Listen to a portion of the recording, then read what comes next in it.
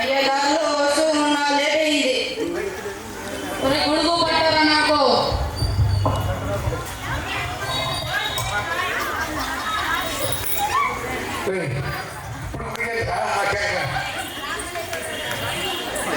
Super బలేసారి కష్టం.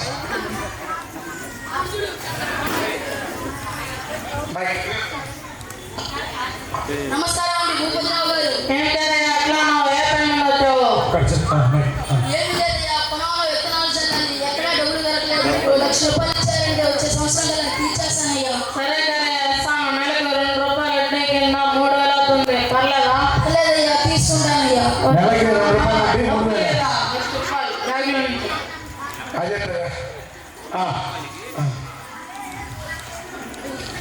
మా రైతు వచ్చాడు, సరేగా వడ్డీకి డబ్బులు తీసుకున్నాడు.